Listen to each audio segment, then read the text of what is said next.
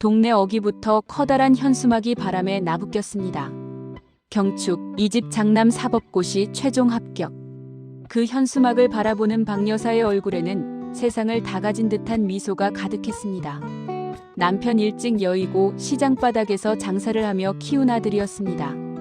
이제 그 아들이 나라의 법을 다루는 영감이 된다니 박 여사에게는 그보다 더한 보상은 없었습니다. 마을 사람들은 줄을 서서 축하 인사를 건넸고 박 여사는 들으라는 듯 목소리를 높였습니다. 이제 우리 집안도 뼈대 있는 집안이 된 거라고, 어디 가서 기 안 죽고 살 거라고 말입니다.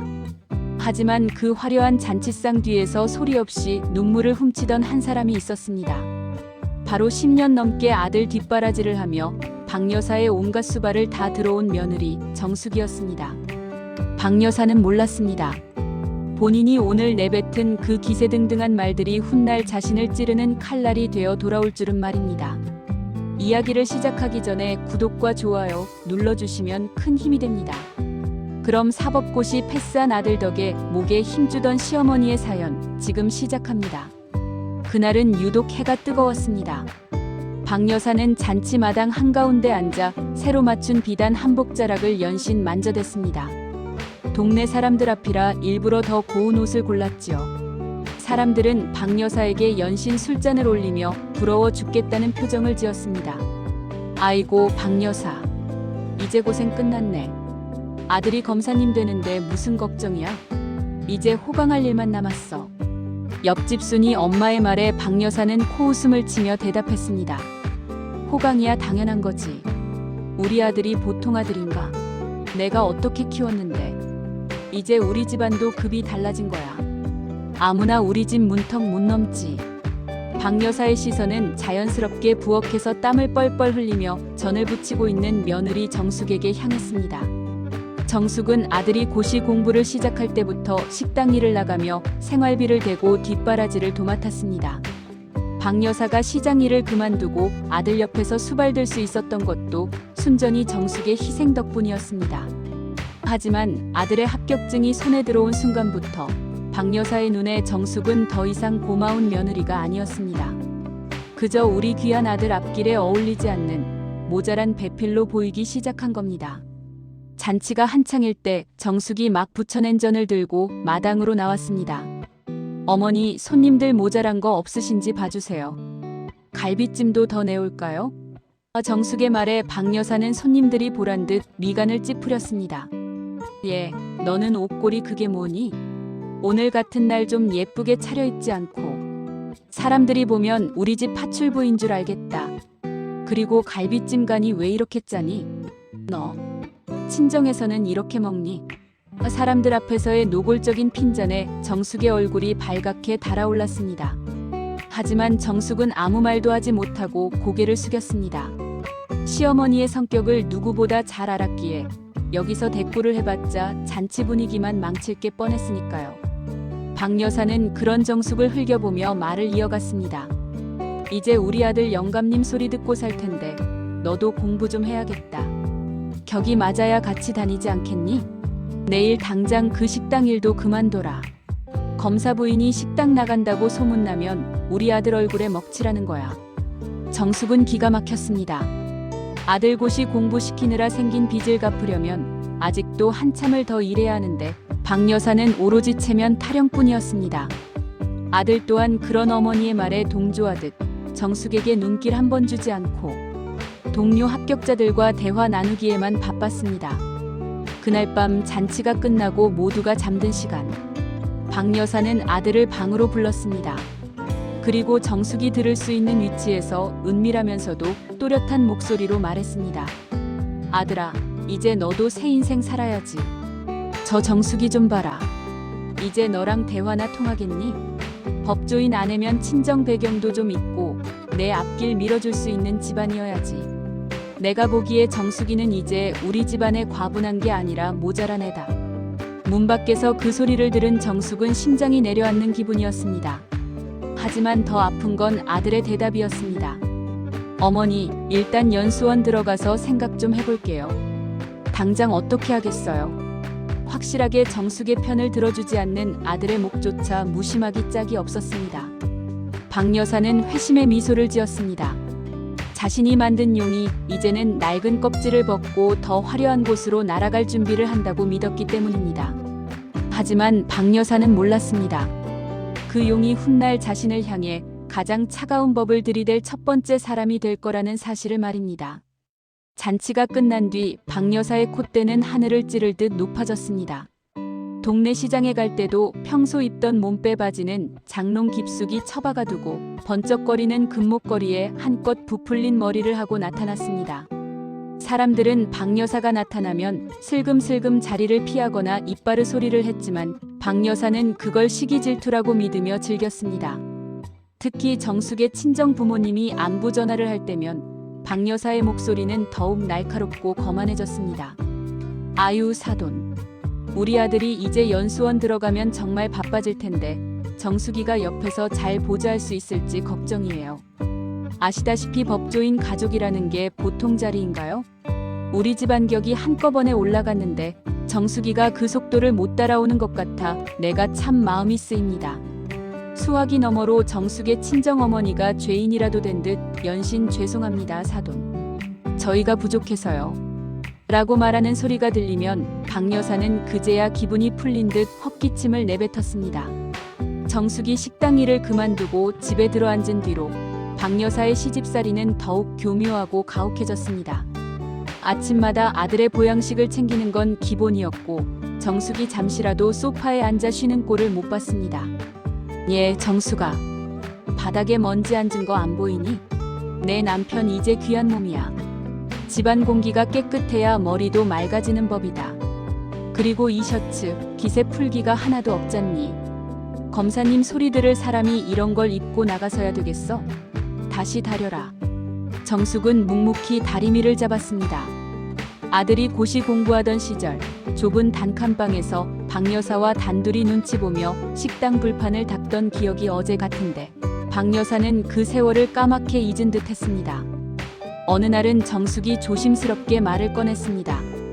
어머니, 아버님 제사 때 쓸 과일 좀 사야 하는데 생활비가 조금 부족해서요.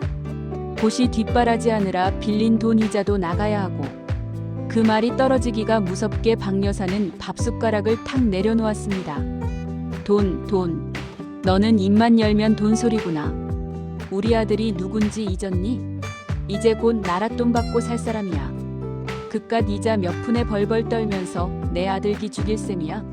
친정에 손을 벌리든 어쩌든 내가 알아서 해야지. 어디 감히 귀한 아들 공부 끝낸 마당에 재를 뿌려.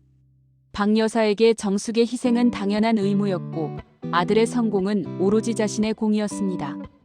박 여사는 아들이 퇴근하고 돌아오면 정숙을 마치 하녀 대하듯 부리며 아들의 위세를 과시했습니다. 아들 또한 그런 어머니의 행동을 제지하지 않았습니다. 오히려 어머니의 극성스러운 대접을 즐기는 듯 보였고 어느덧 정숙의 헌신적인 뒷바라지는 아들의 기억 속에서도 희미해져 가고 있었습니다. 한 번은 박 여사가 동네 건식 사우나에 갔을 때였습니다. 평소 박 여사의 갑질에 불만이 많던 동네 사람 몇몇이 수군거리는 소리가 박 여사의 귀에 들어왔습니다. 쯧쯧, 저 집 며느리 불쌍해서 어째. 아들 뒷바라지 다 시켜놨더니 시어머니가 아주 사람을 잡더만.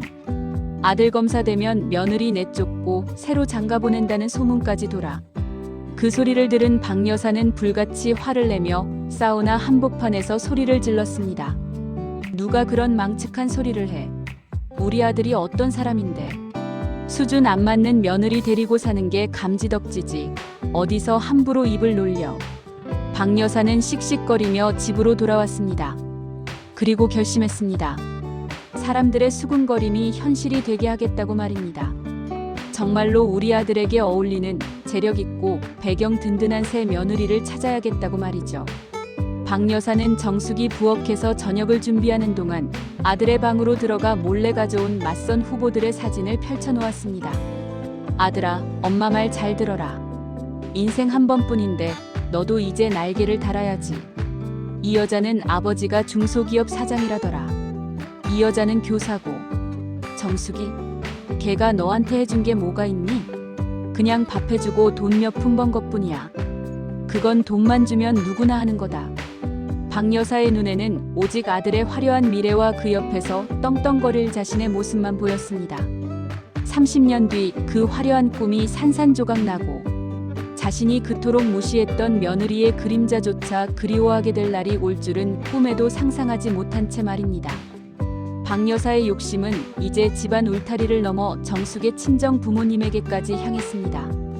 아들이 검사 임용을 앞두고 연수원에서 우수한 성적을 거두자 박 여사는 자신이 마치 로열 패밀리의 수장이라도 된 양굴었습니다. 어느 주말 정숙의 친정 부모님이 손수 농사지은 채소와 과일을 잔뜩 싣고 먼 길을 달려오셨습니다. 사위가 큰일을 해냈으니 축하해주고 싶은 순수한 마음이었지요. 하지만 현관문에 들어서는 사돈 내외를 보는 박 여사의 눈빛은 싸늘하기 그지없었습니다. 아니 사돈, 연락도 없이 웬일이세요? 우리 집 이제 아무나 드나드는 그런 집 아니에요. 아들 동료들이라도 찾아오면 어쩌려고 이런 흙 묻은 상자들을 거실에 들여놓으시는지. 정숙의 아버지가 민망한 듯 흙 묻은 구두를 문 밖으로 내놓으며 허허 웃었습니다. 사돈, 사위가 장에서 들렀습니다. 이거 우리 동네에서 제일 좋은 놈들로만 골라온 거니까 정숙이하고 같이 좀 드세요. 하지만 박 여사는 코끝을 찡그리며 손부채질을 해댔습니다. 사돈댁은 참 눈치가 없으시네요. 이제 우리 아들 신분이 달라졌는데 이런 구질구질한 농산물 받아먹고 살겠어요? 시장 가면 널린 게 이런 건데. 정수가 이거 대충 베란다에 처박아둬라. 흙 떨어진다. 친정 부모님 앞에서 대놓고 면박을 당하는 정숙의 손등에 핏줄이 섰습니다. 부모님은 딸이 시집살이 할까봐 연신 굽신거리며 금방 가보겠다고 서둘러 자리를 뜨셨습니다. 정숙이 부모님을 배웅하러 따라 나가려 하자 박 여사가 뒤통수에 대고 쏘아붙였습니다. 어디 가니? 아들 올 시간 다 됐는데 사과나 깎아놔라. 사돈댁도 참 그래요. 딸을 가르쳤으면 시집와서 어떻게 처신해야 하는지도 가르쳤어야지. 저렇게 무식하게 진보딸이 싸들고 오는 게 무슨 예의람. 그날 저녁 정숙은 처음으로 아들에게 서러움을 토로했습니다.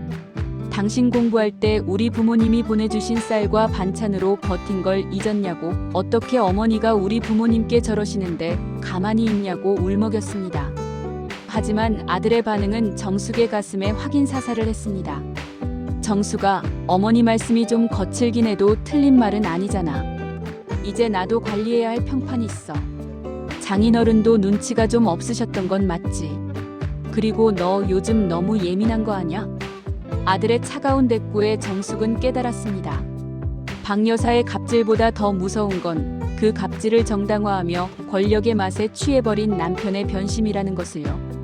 박 여사는 아들의 암묵적인 동조에 힘을 얻어 이제는 정숙의 인격 자체를 말살하기 시작했습니다. 동네 기원에 나가 바둑을 두는 노인들에게 아들 자랑을 늘어놓을 때도 며느리 흉보는 것을 빠뜨리지 않았습니다. 글쎄, 우리 집 며느리가 친정 수준을 못 벗어나서 큰일이야. 아들은 하늘 같은 법조인인데 마누라는 시장통 식당 아줌마 근성을 못 버리니.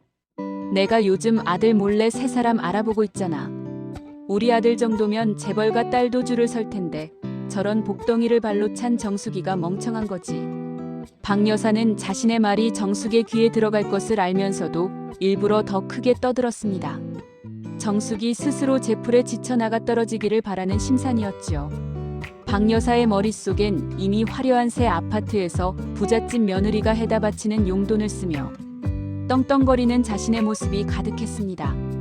하지만 그 허황된 꿈이 박 여사를 얼마나 외롭고 비참한 구렁텅이로 몰아넣을지 그때의 박 여사는 단 1분 1초도 생각하지 않았습니다.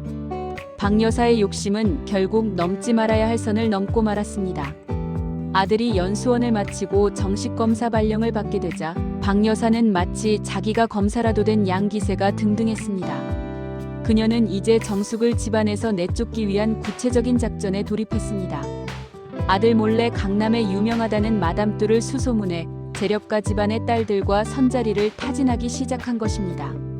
우리 아들이 이번에 임용된 김 검사예요. 인물 좋고 머리 비상하고 장차 검찰총장까지 갈 제목인데 지금 있는 며느리가 영 아니어서요. 조용히 정리할 테니까 배경 든든한 집안 좀 알아봐줘요. 우리 아들 앞길에 비단길 깔아줄 그런 집으로. 박 여사는 정숙이 집을 비운 사이 아들을 안방으로 불렀습니다. 그리고 정성스럽게 추려온 여자들의 사진과 프로필을 내밀었습니다. 아들아, 이제 결단을 내려라. 너 언제까지 저 식당 아줌마 같은 애 데리고 살래? 이 여자는 아버지가 건설사 대표라더라. 결혼만 하면 강남의 아파트 한 채는 기본이고 내 정치 자금까지 대줄 집안이야.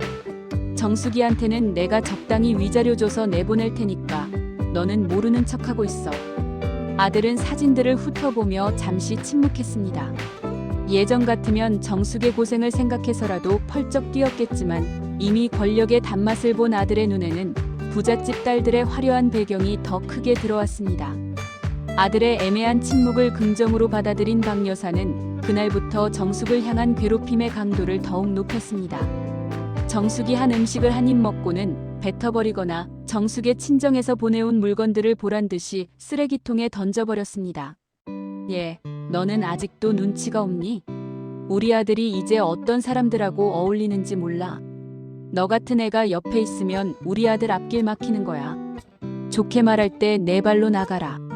괜히 법조인 남편한테 법대로 쫓겨나서 망신당하지 말고. 정숙은 피눈물을 흘렸습니다.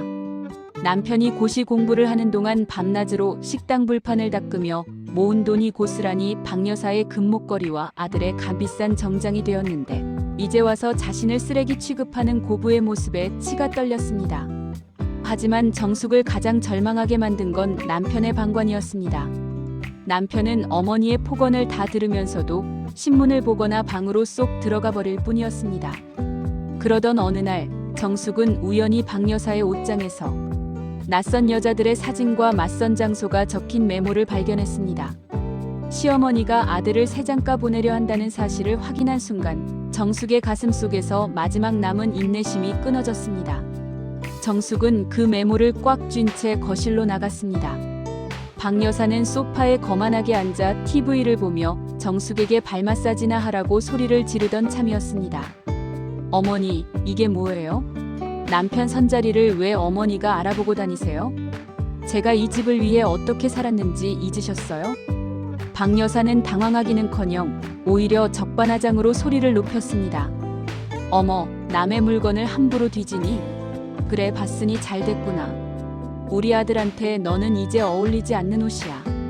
분수껏 살아야지. 언제까지 내 아들 발목 잡을래? 우리 아들. 이제 귀한 집 사위로 갈 거니까 짐 싸서 나가. 박 여사는 정숙의 얼굴에 물을 끼얹으며 당장 나가라고 발악을 했습니다. 박 여사는 믿었습니다. 아들이 자기 편이고 돈 많은 새 며느리만 들어오면 자신의 노후는 영원히 빛날 것이라고 말입니다. 하지만 그것은 박 여사가 인생에서 저지른 가장 큰 착각이자 스스로 무덤을 파는 행위였습니다. 정숙은 그날 밤 젖은 머리를 말릴 새도 없이 짐을 쌌습니다. 박 여사는 거실에 서서 아들이 사준 비단 손수건으로 입가를 닦으며 짐을 싸는 정숙의 뒤통수에 대고 연신 쾌재를 불렀습니다. 나갈 때 우리 집 물건 하나라도 손대지 마라. 다 우리 아들이 피땀 흘려번 돈으로 산 거니까. 박 여사의 외침에 정숙은 대꾸 한마디 없이 집을 나섰습니다. 하지만 정숙이 나간 뒤 박 여사가 꿈꿨던 화려한 제2의 인생은 예상치 못한 방향으로 흘러가기 시작했습니다. 박 여사는 서둘러 아들을 재력가 집안의 딸과 결혼시키기 위해 판을 짰습니다. 하지만 세상은 박 여사의 생각만큼 호락호락하지 않았습니다. 검사라는 직업은 분명 매력적이었지만 시어머니가 될 박 여사의 악명은 이미 강남 마담뚜들 사이에서도 파다했습니다. 그 집 시어머니가 보통 내기가 아니라더라. 조강지처를 헌신짝처럼 버린 집안인데 우리 딸을 보낼 수 있겠느냐는 소문이 돌면서 박 여사가 점 찍었던 혼처들은 하나둘 등을 돌렸습니다. 결국 아들은 박 여사의 성화에 못 이겨 배경은 좋지만 성격이 불같은 한 여사와 재혼하게 되었습니다. 박 여사는 새 며느리가 들어오던 날 이제야 내 수준에 맞는 식구를 들였다며 기고만장했습니다. 하지만 새로 들어온 며느리는 정숙과는 완전히 다른 사람이었습니다. 어머니, 이 집 인테리어가 너무 촌스러워서 다 바꿔야겠어요. 그리고 제 허락 없이 안방에 함부로 들어오지 마세요. 프라이버시라는 게 있잖아요. 새 며느리는 첫날부터 박 여사의 길을 꺾어 놓았습니다. 박 여사가 어디 시어머니 앞에서 눈을 똑바로 뜨냐며 소리를 지르려 하자 새 며느리는 차가운 미소를 지으며 대답했습니다. 어머니, 저 친정에서 매달 받는 품위 유지비만 해도 그쪽 아들 월급보다 많아요. 제가 이 집에 온 건 검사부인 타이틀 때문이지 어머니 수발 들러 온 게 아니거든요. 불만 있으시면 아드님한테 말씀하세요. 이혼 서류 도장은 제가 더 빨리 찍을 수 있으니까요. 박 여사는 믿었던 아들에게 전화를 걸어 하소연했습니다. 하지만 아들은 예전 정숙 때와 마찬가지로 방관했습니다. 아니, 오히려 더 냉정했습니다. 어머니, 제가 말씀드렸잖아요. 이번 결혼은 제 커리어에도 아주 중요하다고. 해수세 며느리 비위 좀 맞춰주세요. 저도 밖에서 피곤해 죽겠는데 집안일까지 신경 쓰게 하실 거예요? 박 여사는 뒤통수를 얻어맞은 기분이었습니다. 정숙은 박 여사가 아무리 구박해도 아들기 살려준다며 묵묵히 밥상을 차려냈지만 새 며느리는 외식을 일삼으며 박 여사에게 자기 빨래까지 시키기 시작했습니다. 박 여사가 그토록 자랑스러워하던 검사 아들은 이제 며느리의 눈치를 보느라 어머니를 투명인간 취급했습니다. 어느 날 오후 박 여사는 허기진 배를 채우려 부엌에서 찬밥을 물에 말아먹고 있었습니다. 그때 외출해서 돌아온 새 며느리가 거실에 서서 친구와 통화하는 소리가 들렸습니다. 자기야, 말도 마. 우리 시어머니 그냥 시골 노인네지 뭐. 아들 검사 만든 거 하나로 평생 우려먹으려고 하는데 내가 딱 잘라 말했어. 이제 집주인은 나라고. 조만간 요양원 좋은데 알아보고 보내버리려고. 걸리적거려서 살 수가 있어야지. 박 여사의 손에 들린 숟가락이 바들바들 떨렸습니다. 며느리를 하녀 취급하며 떵떵거리던 박 여사가 이제는 자신이 들어온 복덩이를 발로 차버린 대가를 톡톡히 치르기 시작한 것입니다. 새 며느리의 차가운 통보를 들은 박 여사는 심장이 덜컥 내려앉았습니다. 설마 했던 일이 현실이 되어가고 있었으니까요. 그날 저녁 박 여사는 퇴근한 아들의 옷소매를 붙잡고 울먹이며 매달렸습니다.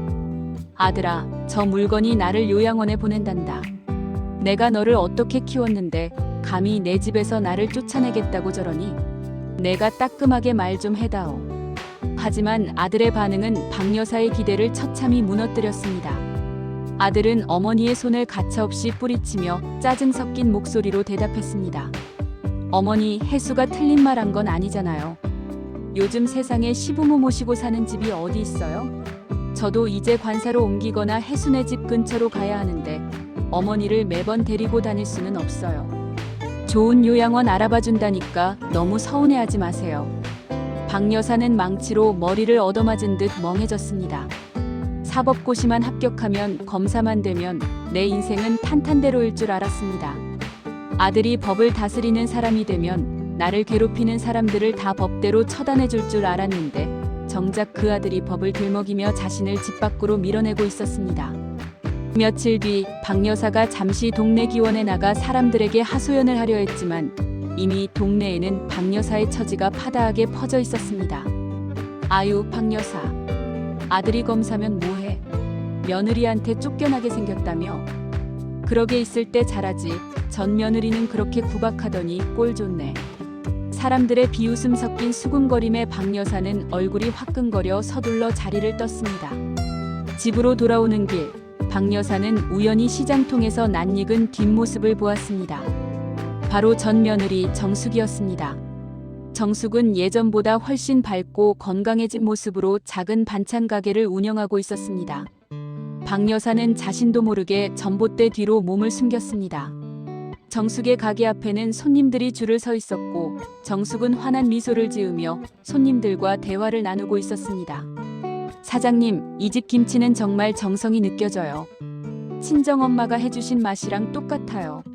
손님의 칭찬에 정숙이 수줍게 웃으며 덤을 얹어주는 모습을 보며 박 여사는 묘한 감정에 휩싸였습니다.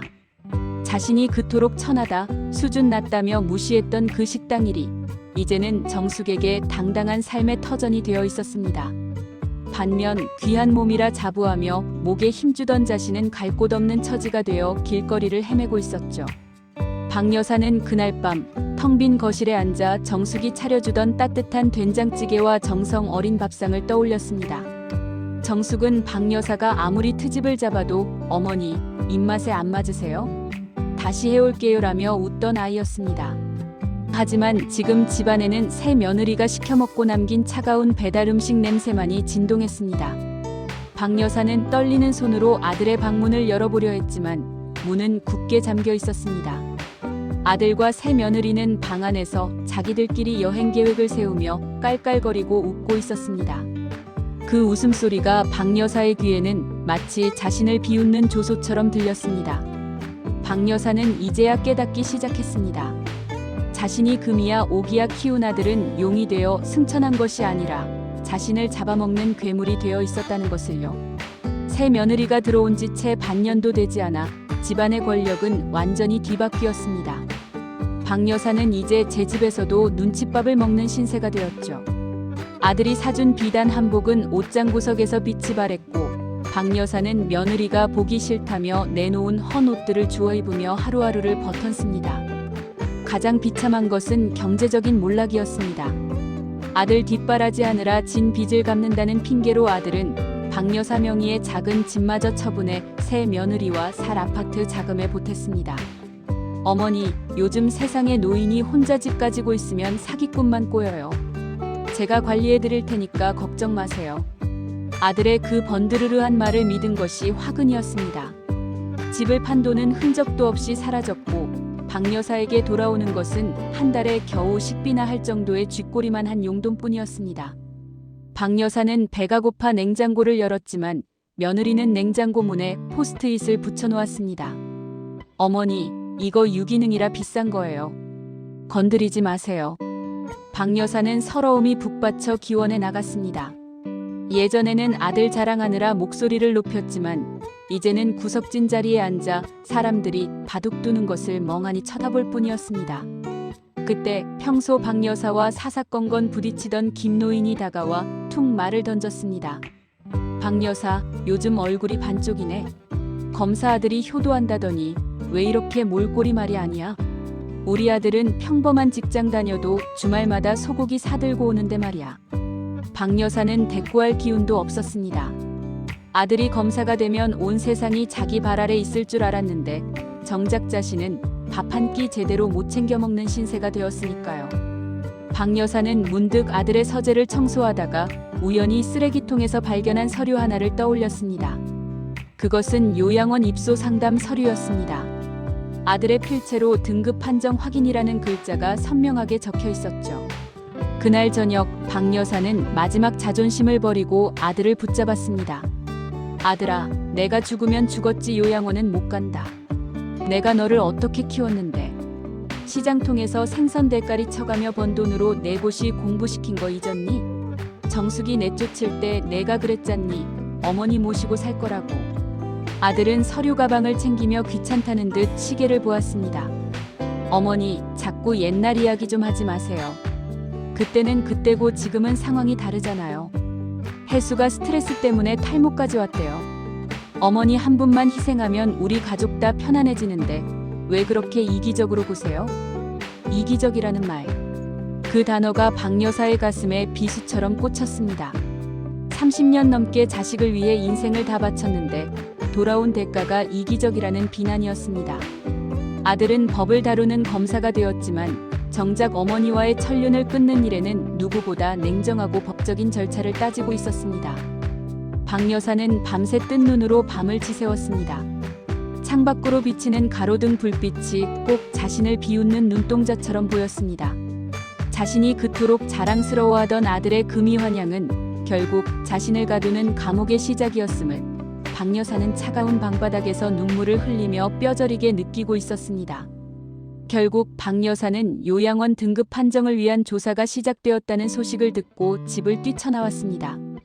아들이 법대로 처리하겠다며 들이민 서류들은 박 여사에게 사형 선고나 다름없었죠. 갈 곳 없는 발걸음이 닿은 곳은 역설적이게도 전 며느리 정숙의 반찬 가게 앞이었습니다. 멀리서 지켜보기만 하려 했지만 갑자기 쏟아진 빗줄기에 박 여사는 가게 차양 아래서 비를 피할 수밖에 없었습니다. 정숙은 가게를 정리하다가 처량하게 젖어 있는 노인을 발견하고 문을 열었습니다. 그 노인이 자신을 그토록 괴롭혔던 시어머니라는 것을 확인한 정숙의 눈에 복잡한 감정이 스쳤습니다. 박 여사는 고개를 듬뿍 숙인 채 바들바들 떨고 있었습니다. 한때는 비단 한복에 금목걸이를 하고 호령하던 사람이었지만 지금은 구멍난 양말에 때 묻은 겉옷을 걸친 초라한 노파에 불과했습니다. 어머니, 여기서 뭐 하세요? 정숙의 목소리에 박 여사는 참았던 울음이 터져나왔습니다. 정숙아, 내가 잘못했다. 내가 죽을 죄를 지었어. 박 여사는 정숙의 손을 붙잡고 길바닥에 주저앉아 통곡했습니다. 정숙은 차가워진 박 여사의 손을 잡고 가게 안으로 이끌었습니다. 따뜻한 보리차 한 잔을 내어주는 정숙의 손길은 예전 그대로였습니다. 박 여사는 따뜻한 물 한 모금에 정신을 차리고 그간의 사정을 쏟아냈습니다. 아들이 자신을 요양원에 보내려 한다는 것, 집이며 돈이며 다 가져가고 이제는 짐 취급을 한다는 것까지 말입니다. 이야기를 듣던 정숙은 한참 동안 말이 없었습니다. 박 여사는 비굴할 정도로 정숙의 눈치를 보며 매달렸습니다. 정숙아, 내 남편은 이제 내 아들이 아니다. 걔는 괴물이야. 내가 눈이 멀어서 너 같은 복덩이를 발로 찼어. 제발 나 좀 살려다오. 내가 내 가게에서 설거지라도 하고 바닥이라도 닦으마. 그 집으론 도저히 못 돌아가겠다. 박 여사의 애원에 정숙은 깊은 한숨을 내쉬었습니다. 예전 같으면 고소하다고 웃었을지도 모릅니다. 하지만 정숙은 박 여사의 얼굴에서 자식에게 배신당한 노인의 처절한 공포를 보았습니다. 정숙은 잠시 생각에 잠겼다가 입을 열었습니다. 어머니, 저는 이제 예전의 그 며느리가 아니에요. 어머니 수발될 생각도 없고 그럴 힘도 없어요. 하지만 사람 도리라는 게 있으니 오늘 밤은 여기서 주무세요. 그리고 내일 변호사를 만나보죠. 변호사라는 말에 박 여사는 몸서리를 쳤습니다. 변호사는 왜? 내 아들이 검사인데 법으로 이길 수 있겠니? 정숙은 단호한 표정으로 박 여사를 바라보았습니다. 어머니, 법은 나쁜 짓 한 사람 벌주라고 있는 거예요. 아드님이 어머니 재산 빼돌리고 부양 의무 벌인 거, 그거 그냥 넘어갈 일 아닙니다. 어머니가 키운 법으로 아드님께 대답을 들으셔야죠. 박 여사는 정숙의 말에 뒤통수를 맞은 것 같았습니다. 자신이 아들에게 가르친 법이 오로지 남을 짓밟는 무기인 줄로만 알았는데 이제는 자신을 보호하기 위해 그 법을 마주해야 한다는 사실이 믿기지 않았습니다. 박 여사는 그날 밤 정숙이 깔아준 깨끗한 이불 위에서 생각했습니다. 자신이 그토록 무시했던 며느리가 결국 자신을 낭떠러지에서 잡아준 유일한 사람이라는 것을 말입니다. 다음 날 아침 정숙은 약속대로 박 여사를 데리고 아는 변호사 사무실을 찾았습니다. 박 여사는 고소공포증이라도 걸린 사람처럼 입구에서부터 발을 덜덜 떨었습니다. 아들이 검사인데 감히 내가 법을 들먹여도 되느냐며 몇 번이고 정숙의 옷소매를 붙잡았죠. 하지만 정숙의 눈빛은 흔들림이 없었습니다. 상담실에 앉은 박 여사는 변호사에게 그동안 아들이 빼앗아간 집 문서와 강제로 지장 찍게 했던 서류들에 대해 털어놓았습니다.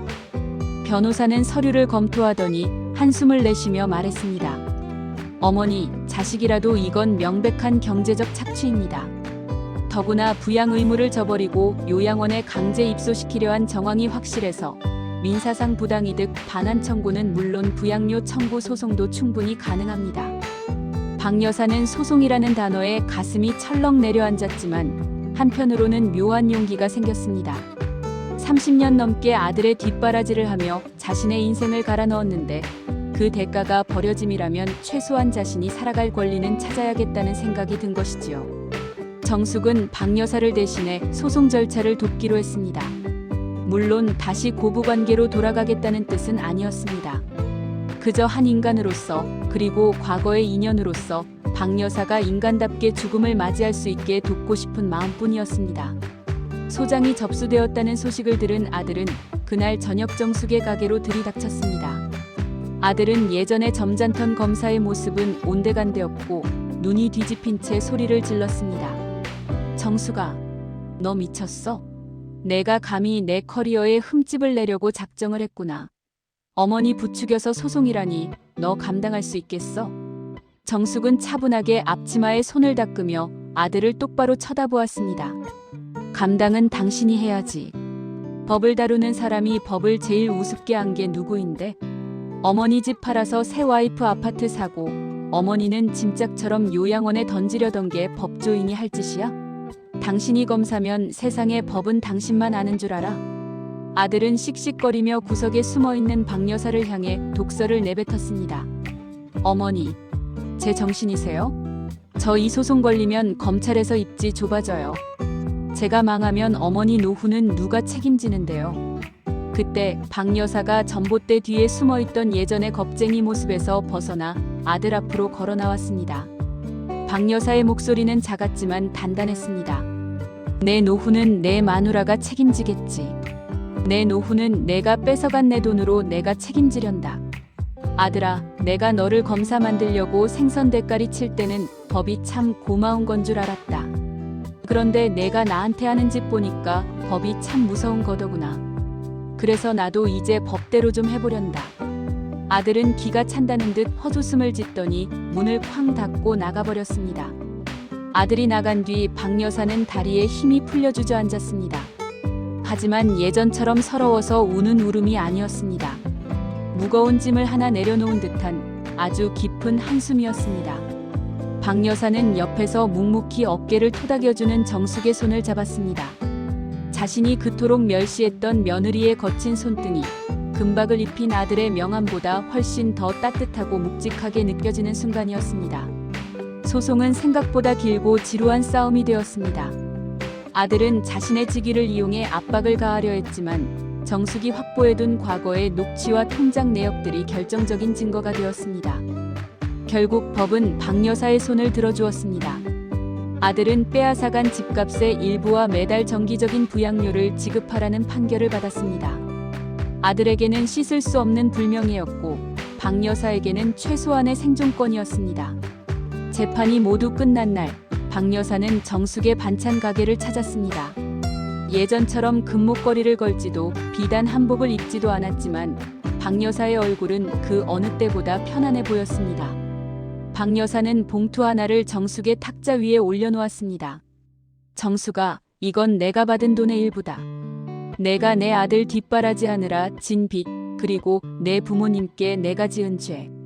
이걸로 다 갚아지진 않겠지만 내 마음이다. 제발 거절하지 말아다오. 정숙은 봉투를 한참 바라보다가 박 여사의 손을 다시 밀어냈습니다. 어머니, 이 돈은 어머니 노후를 위해 쓰세요. 저는 제가 번 돈으로 당당하게 살고 싶어요. 그리고 이제 어머니라고 부르는 것도 오늘이 마지막이었으면 좋겠어요. 저도 제 인생을 살아야 하니까요. 정숙의 단호하지만 슬픈 거절에 박 여사는 고개를 끄덕였습니다. 박 여사는 정숙의 가게를 나와 홀로 작은 임대 아파트로 향했습니다. 화려한 대궐 같은 집도 검사님이라 불리는 귀한 아들도 곁에 없었습니다. 아들은 소송 이후 연락을 끊었고 새 며느리는 아들이 좌천되자마자 이혼 서류를 내밀었다는 소문이 들려왔습니다. 박 여사는 텅 빈 방 안에 앉아 정숙이 싸준 밑반찬으로 소박한 저녁상을 차렸습니다. 텔레비전 소리조차 없는 적막한 방 안에서 박 여사는 문득 거울 속의 자신을 보았습니다. 한때는 아들의 출세가 곧 자신의 인생이라 믿으며 목에 힘을 주고 살았지만 남은 것은 주름진 얼굴과 뼈저린 후회뿐이었습니다. 자신이 그토록 자랑스러워하던 아들의 성공이 정작 자신의 노후를 파괴하는 독이 되었고 자신이 그토록 천대하던 며느리의 정성이 자신을 살리는 약이 되었다는 사실이 가슴을 쳤습니다. 박 여사는 밥 한 술을 입에 넣으며 생각했습니다. 사람의 귀천은 직업이나 돈에 있는 것이 아니라 곁에 있는 사람을 대하는 마음가짐에 있다는 것을요. 이제 박 여사는 매일 아침 동네 공원을 산책하고 가끔은 복지관에서 배식 봉사를 하며 지냅니다. 사람들은 이제 박 여사를 검사 어머니가 아닌 그저 친절한 박 할머니로 부릅니다. 화려했던 과거의 그림자는 사라졌지만 이제야 박 여사는 남의 시선이 아닌 자신의 숨소리에 귀를 기울이며 살아가고 있습니다. 비록 늦었지만 인생의 진짜 공부는 사법고시 책 속에 있는 것이 아니라 사람과 사람 사이의 온기에 있다는 것을 깨달은 채 말입니다. 오늘 사연은 여기까지입니다. 여러분은 박 여사의 마지막을 보며 어떤 생각이 드셨나요? 지금 곁에 있는 소중한 사람들에게 따뜻한 말 한마디 건네보는 건 어떨까요? 끝까지 들어주셔서 감사합니다.